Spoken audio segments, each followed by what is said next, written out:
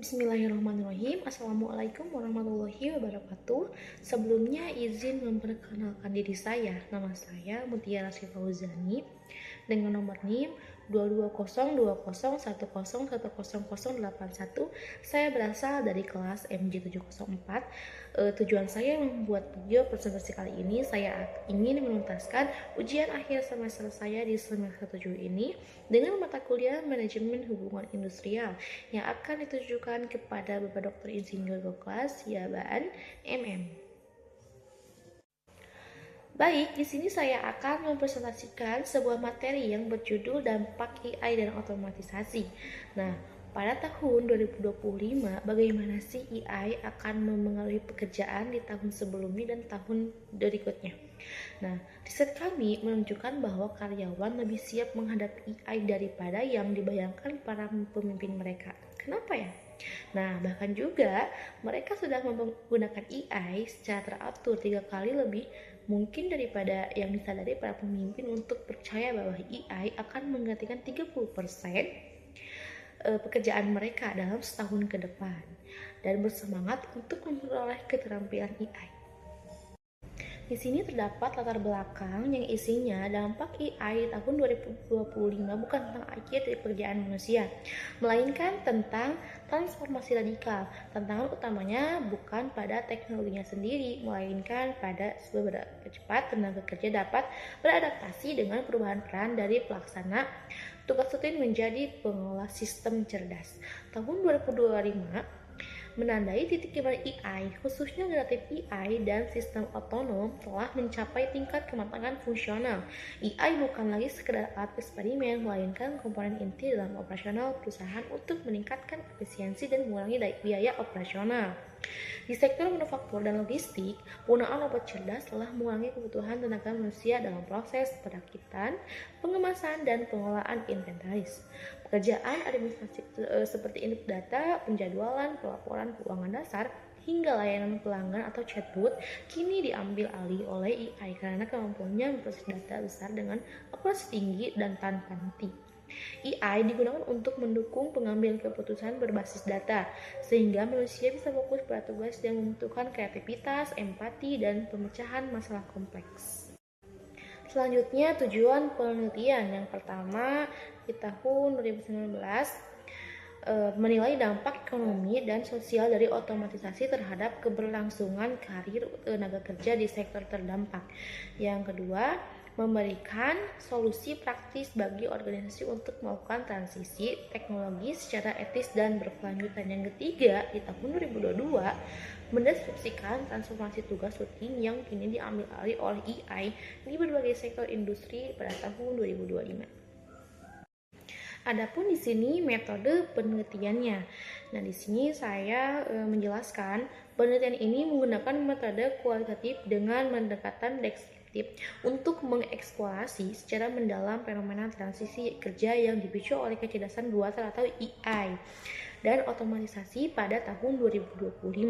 Penggunaan pendekatan deskriptif dipilih karena penelitian ini bertujuan untuk memotret realitas sosial yang kompleks di mana AI tidak lagi sekadar alat bantu tetapi telah menggantikan berbagai tugas rutin manusia.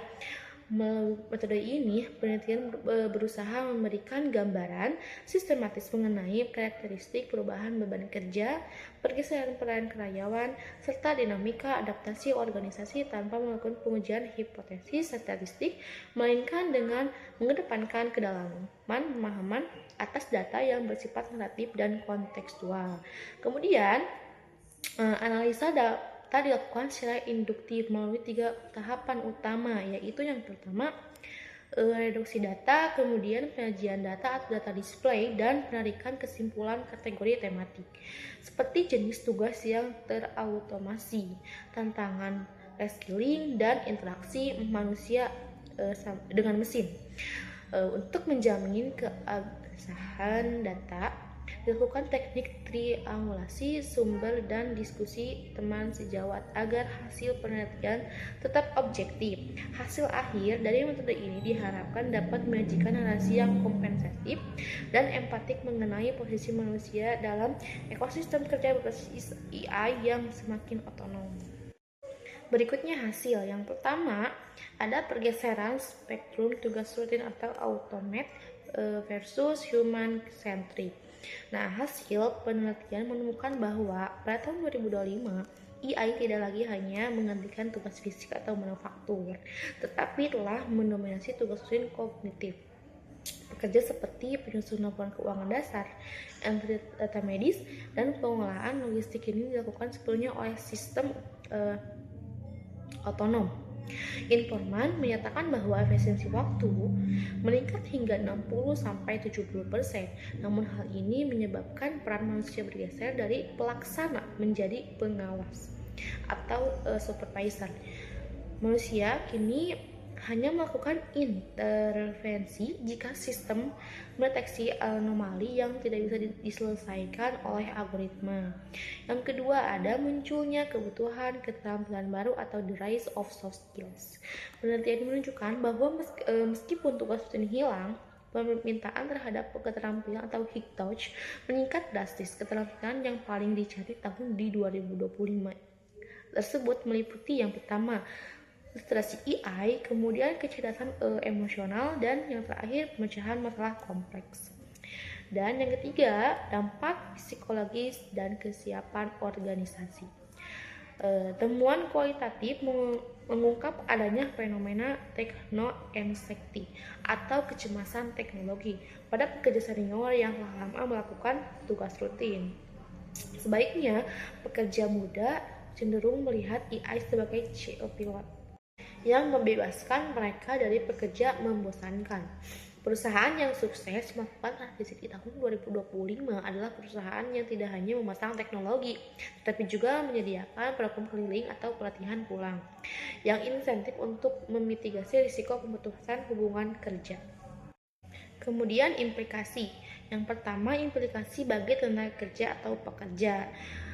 Ada dua opsi gitu ya, redefinisi peran dengan agen reskilling. Kemudian yang kedua, implikasi bagi sektor pendidikan dan pelatihan. Yang pertama, perubahan kurikulum dengan sertifikasi mikro.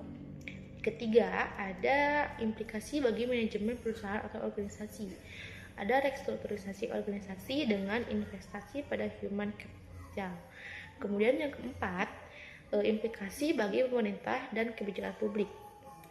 Tentunya ada regulasi perlindungan kerja dan kesenjangan kita. Baik, mungkin dicukupkan sekian video presentasi kali ini dari saya. Mohon maaf apabila masih banyak kekurangan dalam segi materi, bahasa, serta perkataan yang saya ucapkan. Terima kasih, semoga bermanfaat. Wabillahi taufiq wal hidayah. Wassalamualaikum warahmatullahi wabarakatuh.